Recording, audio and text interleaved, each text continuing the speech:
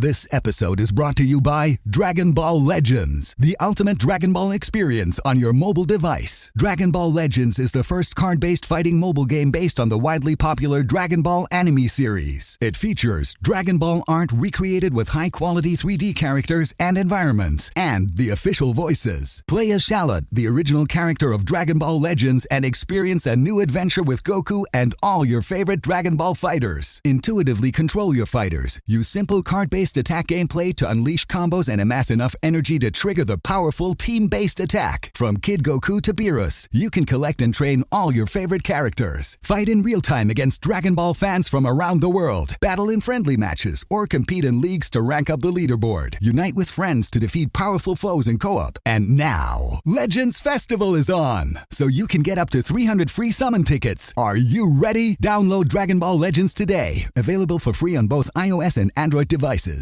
Call of Duty Modern Warfare is here, and so is Mountain Dew. Roger that. Now you can unlock in-game rewards like only Dew can. Wait, what rewards? A Dew Operator Skin. Man, I love Operator Skins. Dual double XP, and even Call of Duty points. You're kidding me. Double XP and Call of Duty points?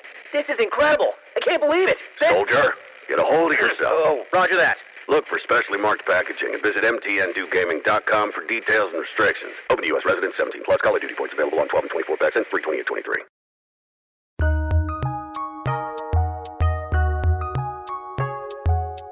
Welcome to the Fantasy NBA Today podcast.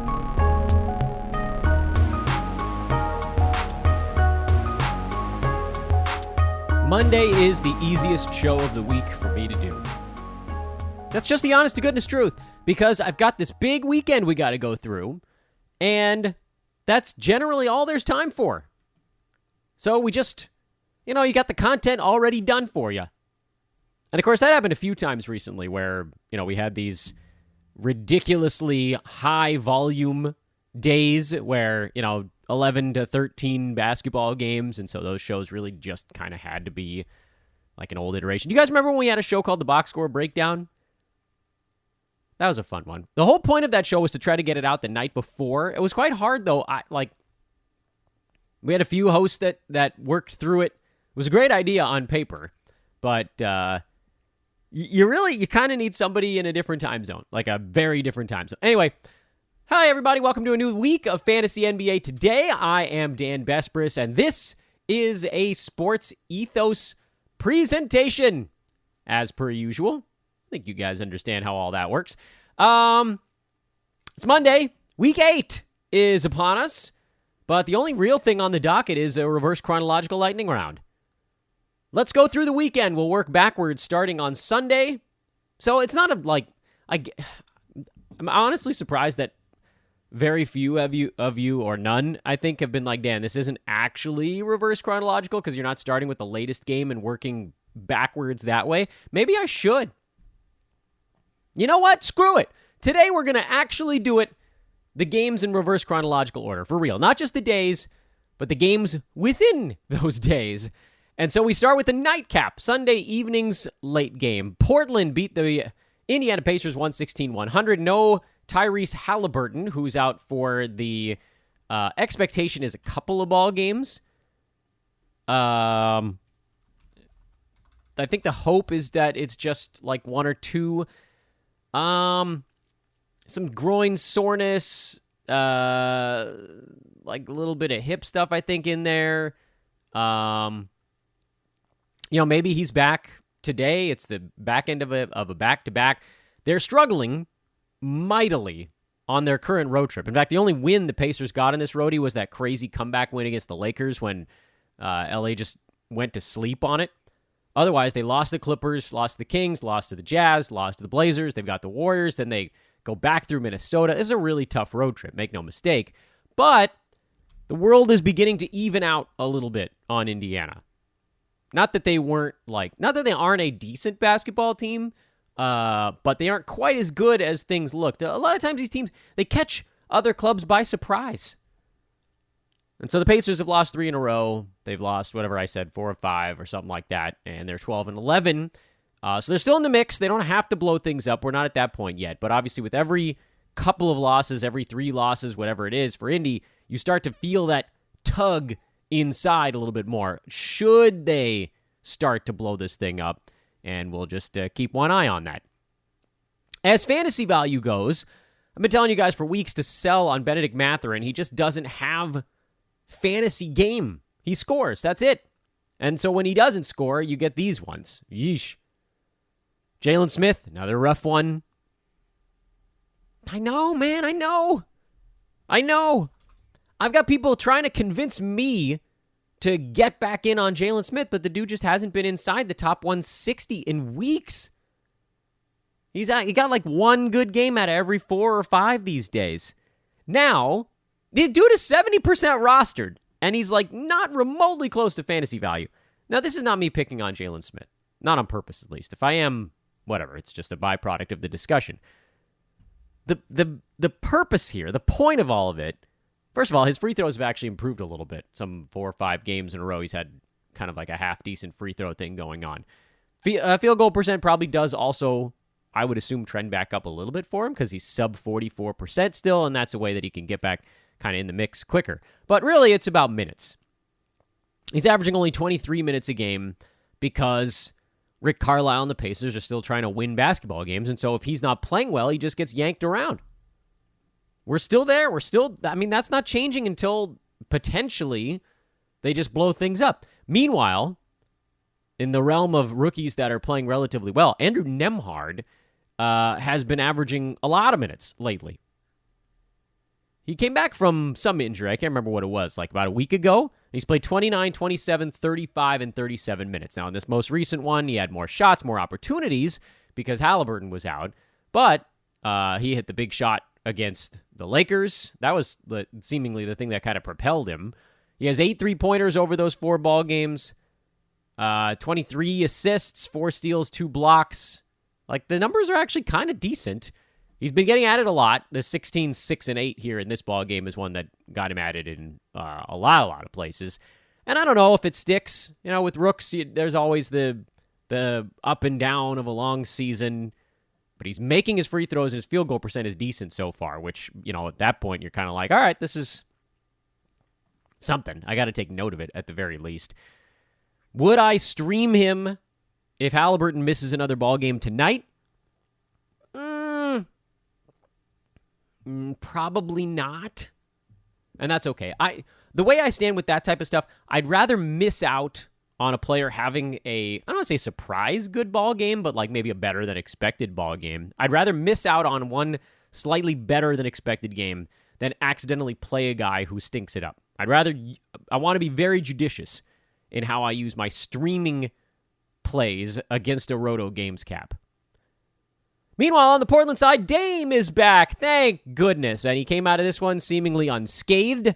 Phew. 21, 4, and 6. Dame, a steal block, 5 3-pointers. Not a bad way to parachute back into the mix. And hopefully he plays now for more than 1 week at a time. As far as Anthony Simons go, he still had a really nice ball game, but I think the number you got to take heed of here is that he only took 14 shots. I know Jeremy Grant still took quite a few, but you know, we saw Simons taking 20 at least almost every game with Lillard out. You had that one game where they got smoked by the Nets, and he only took 14 in that one. And so some of it was like blowout good, blowout bad type of stuff. But like if you look at the game log for Simons, when Dame is around, he's more like, you know, between 12 and 20. That's a pretty big window there, but you know, it's a different one than when Dame was out, and it was more like between 16 and 25. The pattern is not that obvious if you're just looking at the game log, because even when Dame was in, it was like 17, 20, 18. Like there's some games in there where he was 22, season opener, go all the way back to that first one. But the pattern is there. You know, if you plotted a line, you'd see when Dame was in, he didn't have that 25 shot night. And then when Dame was out, 23, 25, 24, 22, 25, those guys are all sprinkled in there. And then the low ones was like 19, 18, and 14. Whereas on the flip side, the low ones were 12, 17, 17, 17, 16, that type of stuff. So it's in there. Now Simons has been unreal, particularly this last stretch with Lillard out. He's pushed his season-long value up to number 28. which is crazy, but that, again, is on 19 shots per ball game and a whole bunch of free throws at a really good clip. He's going to taper off, as Jeremy Grant is also going to taper off. The question you have to try to answer if you're going to propose trades revolving around these dudes is how much? How much would you take back for Anthony Simons? Again, 28. He's a third rounder right now. Would you take, would you be satisfied getting 75 range back? I think I'd try to aim a little bit higher. Be satisfied getting like 60 range back? Yeah, maybe that's more the window. And then, with someone like a Jeremy Grant, whose fantasy value is also very good. He's at 50 per game on the year. What would I take back there? 75? Yeah, I think I probably would take 75 back. Seems like Grant is maybe going to level off a little bit behind Simons on the year. All right, that's enough time on one ball game here. We got to do 30 teams. We've only done 2. Knicks beat the Cavs in a 1980s slugfest. Yuck. No big notes on this ball game. Typically, Kevin Love will be a better stream when there's no Jared Allen. 20-plus minutes for him has been more than enough in those scenarios. Hopefully, we see Allen back relatively soon, but if we don't, I think I'd feel okay streaming Love in the Cavs' next ball game. And I'd also assume that they have a better offensive showing than they did in this one. Holy moly. Isaiah Hartenstein, 10-9 with an assist. I know he only played 14 minutes, but he looked a lot more like himself. And he was a plus 16 in a game the Knicks won by 11. And the starter, Mitchell Robinson, was a minus 7. Not that it's all his fault. Julius Randle was break-even 0. I mean, the bench unit was the one that did a lot of the damage here. But it was nice to actually see Hartenstein moving more like himself. No, he's not an ad after one big ball game or a medium ball game, whatever you want to call it, because the minutes are still way too low. But it's a step in the right direction. And then with someone like Quentin Grimes, who's playing 41 minutes, led the team in minutes played, but just isn't even allowed to do anything. 4 points, 6 boards, 2 steals, a block. He's also kind of nuzzling up against that should I territory. And for now, I think the answer is we can sit on it. This episode is brought to you by Dragon Ball Legends, the ultimate Dragon Ball experience on your mobile device. Dragon Ball Legends is the first card-based fighting mobile game based on the widely popular Dragon Ball anime series. It features Dragon Ball art recreated with high-quality 3D characters and environments, and the official voices. Play as Shallot, the original character of Dragon Ball Legends, and experience a new adventure with Goku and all your favorite Dragon Ball fighters. Intuitively control your fighters. Use simple card-based attack gameplay to unleash combos and amass enough energy to trigger the powerful team-based attack. From Kid Goku to Beerus, you can collect and train all your favorite characters. Fight in real time against Dragon Ball fans from around the world. Battle in friendly matches or compete in leagues to rank up the leaderboard. Unite with friends to defeat powerful foes in co-op. And now, Legends Festival is on, so you can get up to 300 free summon tickets. Are you ready? Download Dragon Ball Legends today. Available for free on both iOS and Android devices. Anthony freaking Davis. Oh my God. 55-17. I had the privilege of watching this game. You guys know I'm a Laker fan, a pragmatic Laker fan, mind you. But AD is just destroying the real NBA and fantasy basketball. He's so far out in front of anybody else for first place right now on a per-game basis that the gap between AD and Steph at number 2 is the same as the gap between Steph and like Luka at number 9, which is then the same as the gap between Luka and like Desmond Bane at 20-something. Like, you can see how the gaps widen, but effectively you need like the number 25 player, 27 maybe, slip that player in between Steph and AD. That's the difference between first and second right now. Now, on a totals basis, thanks to the fact that he's been quite durable and a bit of I'd call it kind of an Iron Man right now. KD is actually number 1 by totals. AD's number 2. So thank goodness for that, because we put kind of all of our eggs in the Kevin Durant basket for the first round, and it's really paying off. Otherwise on the Lakers, LeBron slowly working his way up the board. He's up to 32 now on a per game on the year after getting off to a dismal start. Basically, since coming back from his injury, LeBron's played about 6 ball games, and he's number 11 over that stretch. With, mind you, a pretty low number of assists and a kind of lower than expected field goal percent also. So LeBron is looking more like LeBron. Lonnie Walker is staying above the cut line right now. I know he didn't play as many minutes in this ball game. It's not entirely clear why. because he was part of units that were kind of winning. But Lakers went to some different looks, trying to figure out what would keep Washington from pushing back into the ball game. And Russ, with 15 assists, was certainly part of it. That's also why LeBron has had fewer assists. Russ has been doing a lot of orchestrating. Bron's actually been playing a bit more off ball when those two dudes share the floor, which is not as often as it was last year. And that's been, I think, a part of the reason the offense has been a little bit better. Most of the reason is that Anthony Davis is just insane. On the Wizards side, Bradley Beal tweaked a hammy. He's expected to miss a few ball games. Last time we saw this happen, a lot of guys got really close to being ad-worthy. Denny Avdia got really close.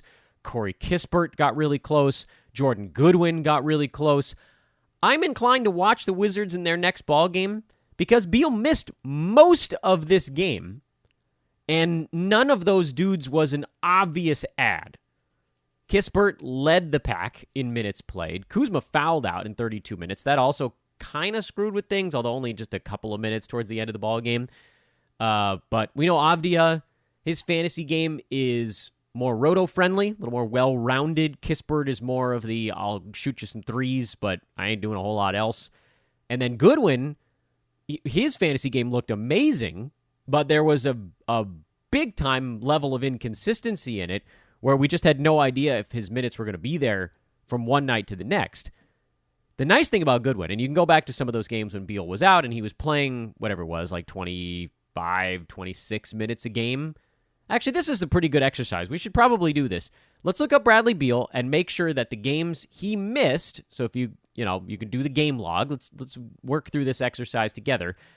Beal was out from November 4th through November 16th. So whatever games they played in between those, Beal wasn't in there. So you go back to someone like a Jordan Goodwin. Those games were on the 6th, 7th, 10th, 12th, and 13th. Those are the games where Goodwin got bonus minutes because Beal was out. He played 26, 21, 29, 21, and 26. His minutes have actually stayed a bit higher even after Beal came back, although Rui's missed time, continues to do so. Monty Morris missed a couple of ball games in there, so that also helped with Goodwin. The big thing, it's partly about minutes, but it's also partly about just having the basketball in your hand. When Beal is in there, the other guys, and Monty Morris, the other guys just aren't going to have the ball in their hands. So when you look at Goodwin, and you're like, okay, well, how did he put up these solid numbers when it was only like 2-3 extra minutes a ball game? It's because he just got to do more. That doesn't necessarily mean taking more shots, but just being more involved. Rebounding was higher. Assists were higher. Scoring was also higher.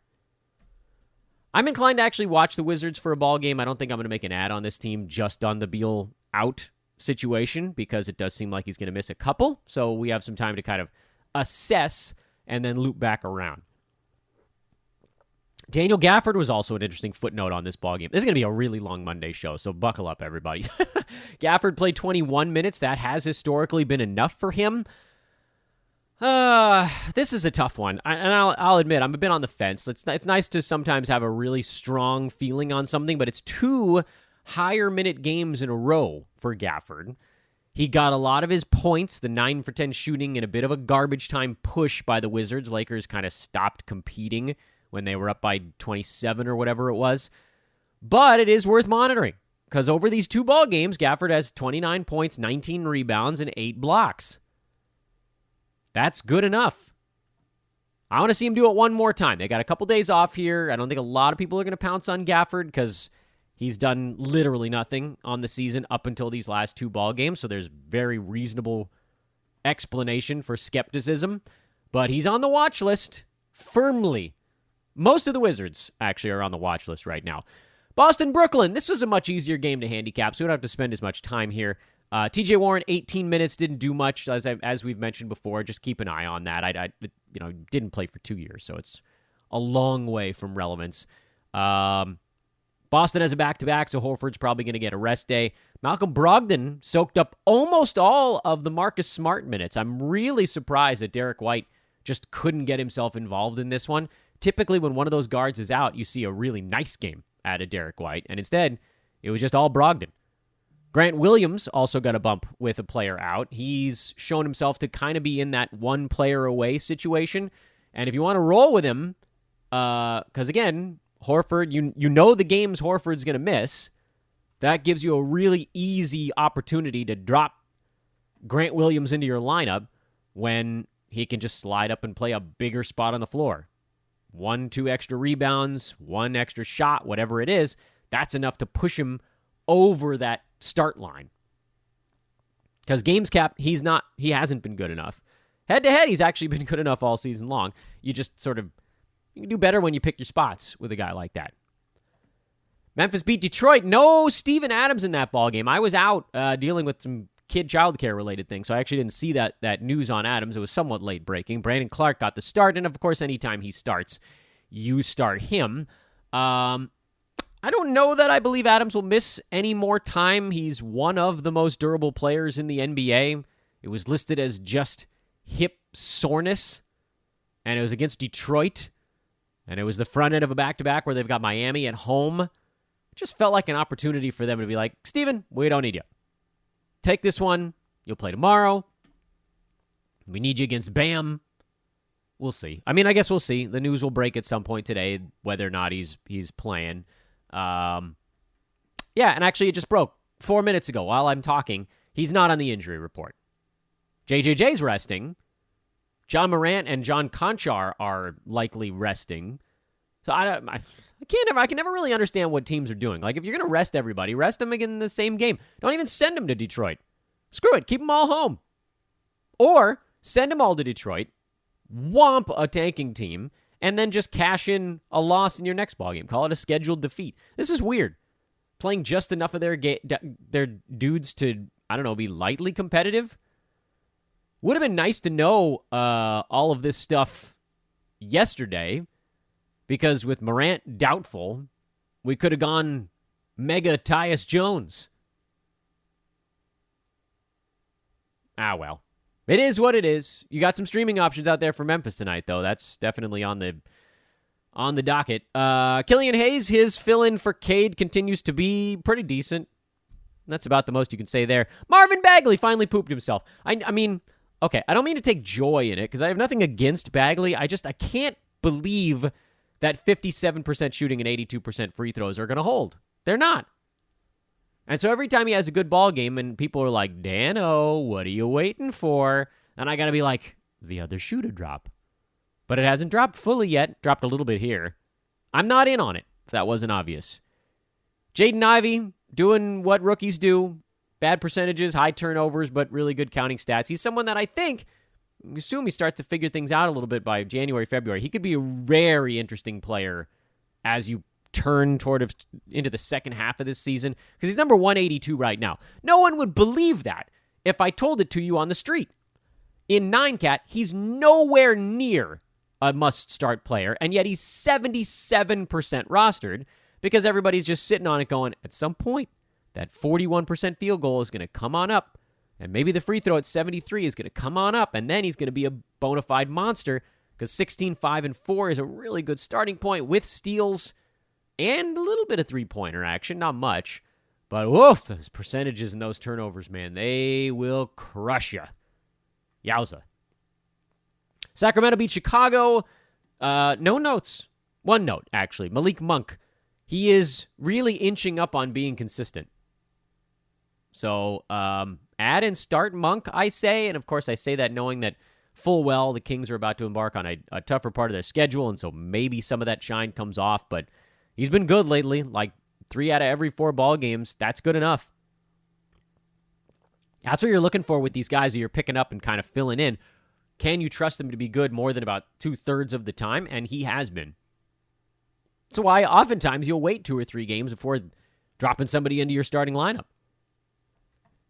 De'Aaron Fox was okay. We've seen the very expected slow and steady drop. Not that he hasn't been good, but he's been more like a top 60 to 80 range guy the last 2 weeks. And after getting off to that start where he was basically on the turn, I think it was between 12 and 15. He's now fallen to number 29 on a per game basis, and he's just going to slowly inch back towards that 40 to 70 window, which is still fine, still solid enough, but he's not a top 15 guy. We knew that because he was shooting 56% from the field and like 86% at the foul line, and those things are just not De'Aaron Fox. Good though he may be this year. I'm a little worried about the Bulls.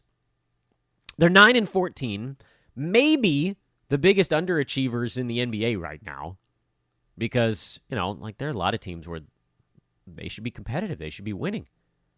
I don't know what's going on with that club. They're 5-5 at home. They're awful, 4-9 on the road. Now, admittedly, that's a tougher schedule, 10 home games, 13 road.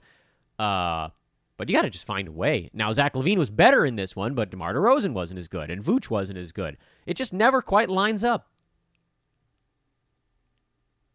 Chicago, we've started to hear rumors that DeRozan and Vooch are on the trade block. If those guys get moved, there's all kinds of stuff that could come rolling down the hill in Chicago. If DeRozan gets moved, Patrick Williams better be on your roster before you can even get through saying make the ad right at that moment. Alex Caruso, probably an ad in that spot. If Vooch gets traded, no centers come back, you're probably adding Andre freaking Drummond. Yep. Chills went up my back. Ayo Dosunmu probably becomes useful. There are a lot of guys. We talked about this. We kind of skipped the Bulls for about 2 straight weeks because there just hasn't been anything. But maybe ready yourself in case something does happen.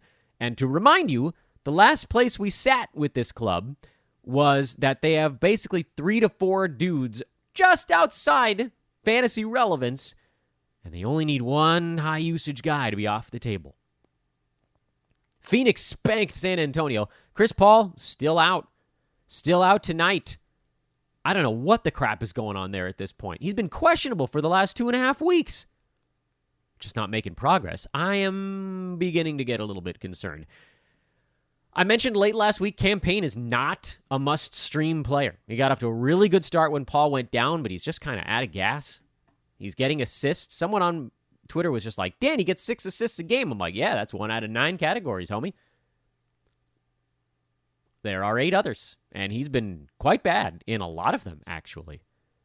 No rebounds, not scoring as much, steals, blocks super low, field goal, free throw percent very low, turnovers very high. He's been pretty bad, actually, from a fantasy standpoint. Luckily for Phoenix, Booker's been good. He was a little slower in this one. They didn't need him. Bridges has been amazing. Ayton has really revved it up. Although I'd say the biggest story in this ballgame, forget the fact that Zach Collins just cannot get out of foul trouble as the starting fill-in center, and that's been a big fat disappointment. Keldon Johnson finally didn't go like 3 for 30 in this ballgame. 11 for 23, basically 50%. Phew! 27, 5, and 2. Good Lord, that type of game was a long time coming. And finally, is this weird? Working like fully backwards? I'm feeling a little weird. Jose Alvarado went nuts for the Pelicans. 38 points on 19 shots. 8 3-pointers. That ain't happening again anytime soon. Trey Murphy continues to be a solid fill-in for Brandon Ingram, who I guess posted on Instagram that he's getting braids. I don't know if that means he's getting closer or what, but I guess he's in good enough spirits because his team is dunking on people even without him. Pels are 15-8. They're second place in the Western Conference. Wow. Pretty good.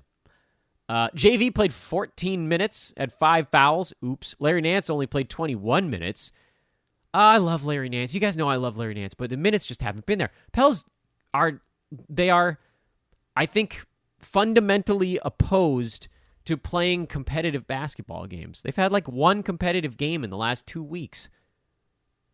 Blowout win over Denver, blowout win over San Antonio, blowout win over Toronto. Close game against Oklahoma City, and Nance sat that damn game out. That's probably why. Blowout loss to Memphis, blowout win over San Antonio, blowout win over Golden State. The last competitive game the Pelicans played, where Nance was in it, was November 18th against Boston. He played 27 minutes in that one. They're just not playing any close ball games, and so Nance is going to get dropped everywhere. I would say hold on. Hold on. Stick him on your bench if you can. Because the Pels are on a super, super weird run here where they just are not playing any close ball games.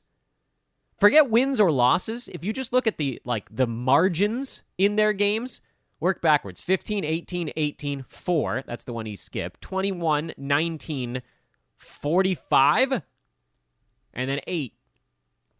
Again, that's the last single-digit separation game for the Pels that Larry Nance was in. And actually, you can go even farther back. Pels didn't have a single-digit separation game for even a while before that one, although they did have to kind of fight and then ended up either winning or losing by double digits. So it's a really weird stretch. It's mostly falling on Nance. Stick it out if you can. A little bit longer. For Denver, Michael Porter Jr., we haven't had a good update in a while, so keep Bruce Brown a-rumbling. And Jamal Murray, who's, weakly looking more like himself. Bones Highland only played 5 minutes in this game. He was part of a second unit that just got decimated.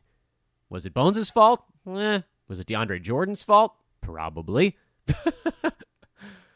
KCP, he's fallen off. He just hasn't really looked like the same player since the team started rotating guys in and out of that starting lineup. He just was like, he had found a really nice spot with that main starting five, and they're just not there right now. But Jamal Murray doing more has probably also hurt him. I think you can move on from KCP. I think you can move on from Bones, because frankly, if there's a guy that could just only get 5 minutes on a given day, I don't think you want to take a risk with him on a Roto Games Cap League. No way. Friends, when you use the bathroom, you always close the door behind you, right? I don't know, my wife doesn't sometimes. You don't randomly want passersby looking in on you while you're taking a leak. So why would you let people look when you go online? Using the internet without ExpressVPN is like going to the toilet and not closing the door. I would never. I've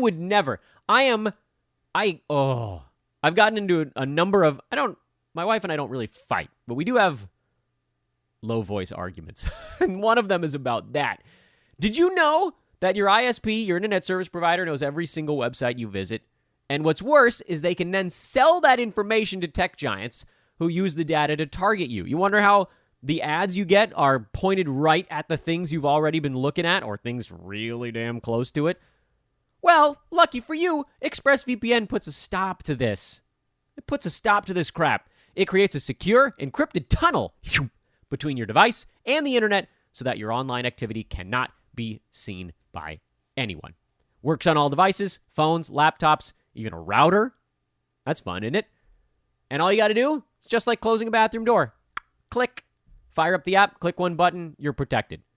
It's the number one rated VPN by Mashable, The Verge, and many other websites. So if you're like me, by the way, I want you to know, if you're like me and firmly believe your bathroom and online activity is your business, secure yourself by visiting expressvpn.com/hoopball today. Use our exclusive link, expressvpn.com/hoopball, EXPRESSV, Victor, P, Paul, and Nancy.com/hoopball, and get an extra 3 months free on your 1-year subscription. expressvpn.com/hoopball. All right, let's see here. We got to go back to Saturday. Again, we'll start on the night time and then work our way back forward. Trying to do this thing. It's a new world. Portland beat Utah. That was before Dame was back, so we don't have to worry about that one. On the Utah side, Malik Beasley has full-on soiled himself. Oops, I crapped my pants sure holds a lot of dung. He's still playing enough. You got to stick with it. To those that have insisted he's more than a streamer, I present to you the last few exhibits. He just, there has to be a lot of opportunity there. And there is with Conley out, and that's why it's averaging out to a startable level player. Otherwise, everything relatively expected. Bonus minutes for Jared Vanderbilt Hill. That was cool. I hope that sticks. We'll keep an eye on that. Again, he's a low-usage guy, high rebound, high motor, high steals kind of dude, but it was good to see him play a little bit extra. Jordan Clarkson fouled out. I don't think that really played a significant role. I think Vanderbilt was just playing better, so they rolled with him. He was part of a unit that was winning. And then Portland beat up on some of the second-unit guys on that club. You saw it with Beasley blowing a hole in the ball game. Warriors beat the Rockets. Not much there. Tari Eason got 29 minutes. He's got a really good fantasy game. He really does. But, this was the back-to-back some guys get to rest game. Now, Eric Gordon didn't play in this one. They gave Şengün some extra time to sit. I don't think that was because of the back-to-back. That was they just decided to go with rim runners at center. more Usman Garuba and more Bruno Fernando in that one, just to keep us on our toes on the Şengün front. Which, I mean, that's the thing. When you take a guy who, the job is not completely locked in, Şengün's been good, but not great. He's number 72. That's fine. It's like 20, 15-ish, 15, 20 slots back of his ADP, but he's been okay.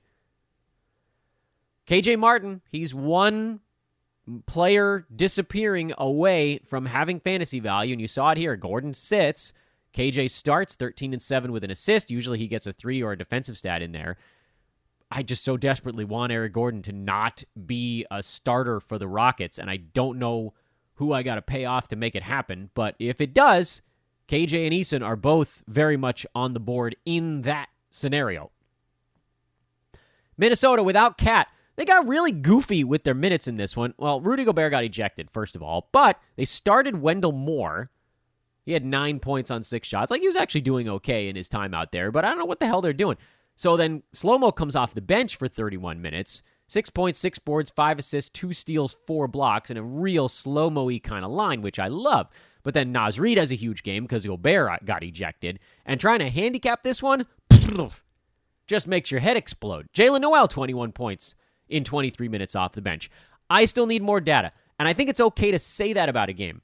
I still feel good about Slow-Mo filling in for Cat. He was great in this one. He was a plus 13 in a game they lost by 7. So, oops, maybe they shouldn't have gone with other dudes. Lesson learned. Jaden McDaniels had 5 fouls. He very nearly fouled out of this game. He only played 18 minutes. It was just a total disaster. So what does that mean? Like, do we see less Slow-Mo? If McDaniels is good to go, does that mean that there's going to be more Wendell Moore and Noel, but Slow-Mo doesn't get that bounce? He did the first time Cat was out. So we need to see one more ball game with McDaniels playing a little better, Gobert not getting ejected, Slow-Mo, Noel, etc. Naz Reid, throw them all in the bucket. Let's see what this looks like when the box score and the actual events of the ball game aren't a total cluster mess.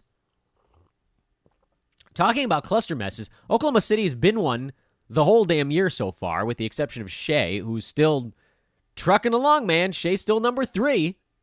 With that big ball game, he pushed back in front of KD by just a little bit on a per-game basis. I think it was probably the 12 for 12 free throw shooting that did it. Dude's at 9.4 free throws at 92.4%. Did you guys know that Shai Gilgeous-Alexander is the best by volume free throw shooter in the NBA this year? That's a fun one. Do a little social media trivia on that. By the way, social media, at Dan Besbris. I don't think I said that at the beginning. DANBESBRIS, Dan Besbris on social media. And I'll tell you other reasons to go check that out at a later point during the podcast. Josh Giddey played better in this one. He's been up and down. Typically, he's been good when Shai is sat. But more than anything, the guy I want to highlight is a guy we've been semi-highlighting for the better part of a week and a half, and that's Jeremiah Robinson Earl. We talked about him a bunch on last week's shows as a guy that was like right on the edge of it. I said, look, if you could come out there and say, Dan, Robinson Earl's going to get 26 minutes or more in every ball game going forward, and I'd say, add him. And I ended up getting him in a ton of places because I believe, we were just more ready for it. So I had him in 4 of my cash leagues. I beat a lot of people to him in those spots. He's only available in 1 of my leagues, even though he's only 15%. 15%. It's a big mouth joke, I guess, at that point. 15% rostered across all leagues, but it should be higher because we're finally getting the data points we need. He's top 100 in 26 minutes per game. Anything above that is gravy. Also, worth noting, over his last 2 weeks, he is exactly number 100 rank on Yahoo while shooting 42.5%. So there's actual room to grow over that. If he shoots better than 42.5% over that stretch, I mean, you're talking top 75 range guy. Now, do I think that's going to stick? 75? Probably not. But, hey, you can get yourself a second center on the waiver wire right now, and it seems like they're kind of leaning into him as part of the equation. Whereas with a guy like Alexei Pokusevski, I think they still love him. They just don't fully trust him yet. He's been all over the map the last couple of weeks. Minutes up, minutes down. He's outside the top 180 over that stretch. I don't know that you need to hold on to Poku anymore. I really thought that they had finally decided to just let him make mistakes and learn on the fly, but that hasn't been the case. And then you guys know I'm still Jalen Williams watch list at this point. Toronto beat Orlando as we continue our reverse tour here. Toronto, you can pretty much drop all the streamers. Thad Young drop, Chris Boucher drop. They're back to a team of Gary Trent off the bench, who was bad in this one, but he'd actually been pretty good off the bench the previous 2 or 3 ball games. And then the main guys, Siakam, Anunoby, Barnes, Freddie VanVleet. Guys are back. Enough guys are back, I guess I should say, for Toronto, where we don't have to worry about that other stuff going on. With Orlando, this was the second half of a back-to-back, so Fultz, we didn't know about it until after the fact, was getting held to a lower minutes cap. That's a damn shame, because he has looked pretty good in his time on the floor. Cole Anthony got a little bit of a bounce because of it. His usage has been very high when he's been on the court. I'm still reluctant to take the Cole Anthony plunge as long as Paolo and Franz and Fultz are all there to sort of lap up shots and usage in front of him. Now, coming off the bench, Anthony can kind of get gunning a little bit. A lot of those guys are out of the game when he enters, so it's not like he's 4th in the pecking order when he hits the floor. But overall, he still kind of is. Could he slam it in my face? Yeah, probably. It's not a super long-term thing. Jalen Suggs will come back, and that'll impact stuff as well. I would prefer Fultz. He's starting. He's the point guard. That's just the direction that I would look. It just feels, frankly, safer.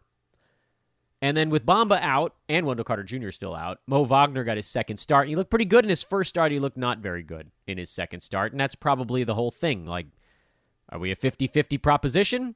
That's probably not good enough for me. Milwaukee rested everybody except shot-blocking phenom Brook Lopez, who had 6 rejections and still sits at number 13 per game in 9-cat. Ridiculous.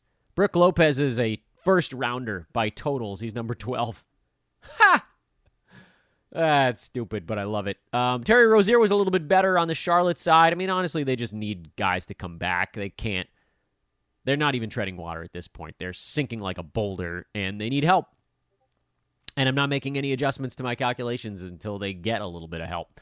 We talked about the Kings already. Clippers still were without Norm and PG and Kawhi, so they just got blitzed by the Kings. Maybe someone comes back for the Clippers tonight. We'll wait on that one. By the way, mid-discussion here, Mike Conley practiced in full. So we may be seeing him back for the Jazz next ball game. That would be a really nice turn. I believe they play tomorrow. I'll triple check on that. But as far as the Clippers go, you really can't make any decisions until we know what's going on with PG, Kawhi, and Norm. Reggie Jackson, this is why we say avoid him, because it always evens out. Marcus Morris, he's totally fallen off. You can drop him as well. Of the guys playing right now for the Clippers, I think I'd only go Zubats and then wait and see on everybody else. Dallas, we talked about Tim Hardaway Jr., needed to see it twice. He did it twice before this game on Saturday. He should be on every roster. He's starting. He's getting a ton of shots, and a lot of them are wide open three-pointers. Yeah, must play, must start guy. I feel a little dumb. I drafted him in like 2 leagues at the very, very end, 15th rounder, but I had punted on him. There was no way to know this was going to happen. But regardless, if you can get him back, as it was, or add him to begin with, that absolutely positively needs to be done. Quickly, I want to check here when Utah's next ball game is. No, they're off for 2 days, and then they host the Warriors on Wednesday. I don't think they're playing tonight, are they? No Utah tonight. So we may see Conley on Wednesday, which also means, get ready to possibly fire Colin Sexton and or Malik Beasley back off into the ocean and start anew. I'm okay with it. By the way, we might get a James Harden sighting early this week also. Guys are coming back. Streamers, I would say they're shrinking, but plenty of guys to replace them these days. One injured player comes back. Door closes, window opens kind of thing. Let's go back to Friday and make sure we didn't miss anybody, because I'm sure we did. Play this. Why doesn't Dan actually look at this crap before he starts the podcast? Because honestly, at this point now, it's funnier for me to just screw around with it. Miami, they got pretty much all their guys back, and that means, Jimmy Butler's questionable again. God, love it.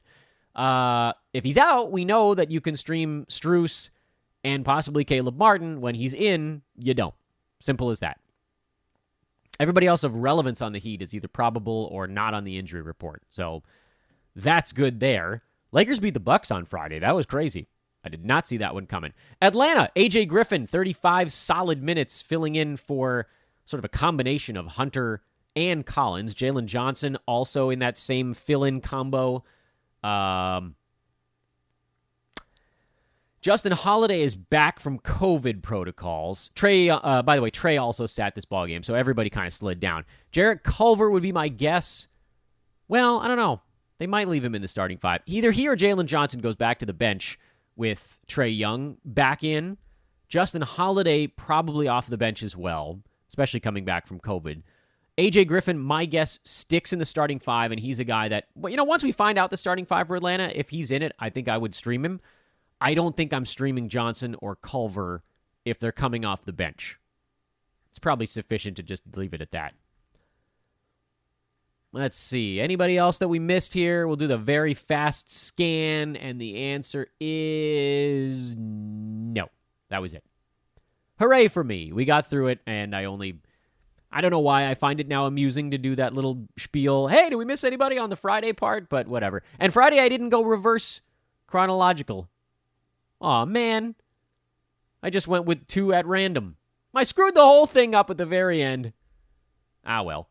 Thank you to Manscaped.com. By the way, didn't have a chance to do a full read on them, but remember you can get anything over there for 20% off with free shipping with promo code ETHOS20, ETHOS 20. Once again at expressvpn.com/hoopball. It's not a promo code. It's a specific URL, expressvpn.com/hoopball. Now, I was mentioning earlier in the show a couple of reasons to check me out on Twitter. You guys know most of those, at Dan Besbris. Arguably the most important right now, we are continuing to look for folks who want to try to make the jump to analyst. And I know that for many of you, you're listening to this show, so you assume I'm talking about basketball. Not necessarily the case. We're looking for baseball, football, basketball, and yes, hockey. The great Blake Creamer heading the hockey division right now. If you feel you can be a fantasy analyst, either DFS or full season in any of those 4 sports, hit me up on Twitter at Dan Besbris or email roster@sportsethos.com. That's that. My voice is tired. I didn't take too many breaks in this one. And, I think I got to turn right around and pick up a kid at preschool or something. You guys know the drill. Have a great Monday, everybody. We'll talk about streamers and other stuff like that. That's all on Twitter as well. I already did kind of my what to watch for. Call them the Monday storylines. That's on social media. We'll check out the Super Streams board. That'll be on social media. Anything else that hits my eye. Premium Discord obviously gets it first. That is the 24 hours a day pro question and answer session, as well as my very own Besbris Deep Thoughts channel, where anything gets dropped in before it hits the masses, at least if I think it's a real needle mover. That's where that goes. You should check out something premium here at Sports Ethos. If you have any questions on it, you can hit me up in the free forums over at sportsethos.com/community. And with that, I bid you all a fond farewell. We'll talk to you Tuesday morning, everybody. So long.